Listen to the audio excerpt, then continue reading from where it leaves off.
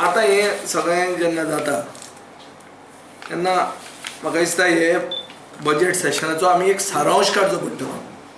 सारांश कितें? सारांश असो जाता की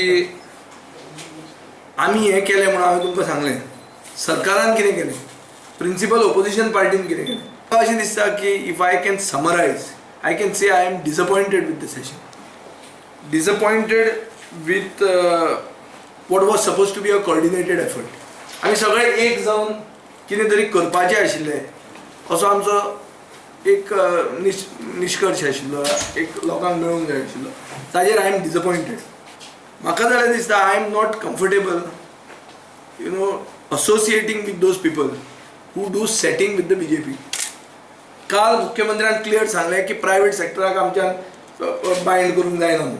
ही spoke this on the floor of the house. आतां इन्व्हेस्टमेंट प्रमोशन बोर्ड कोणाची परमिशनां दिता?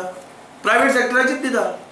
सो तूं तांकां इन्व्हेस्टमेंट हाडपाक लायता but you are not binding them to give jobs to Goans and they are asking 80% jobs. You are not saying 100%. So हें कित्याक करूंक शकना सरकार?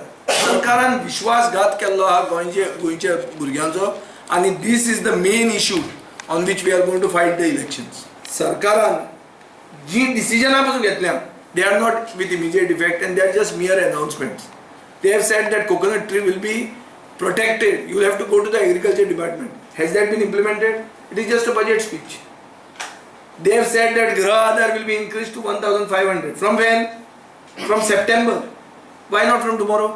Budget काल केला म्हणतोय, voter account काल घेतला म्हणतोय. Why not from tomorrow? Why? Because are you trying to hold the elections in November? मैं सांगा बरे, लिपून election करप ना. I am challenging the BJP government. Declare the date when the government wants to hold the elections. Septemberan तुम्ही declare केला. माझे issue असो की September to November they feel public memory is only for 2 months. They feel today all that they have spoken will be forgotten by the Goan public. So अशें जर तांकां नोव्हेंबरान इलेक्शनाक घेवपाक जाय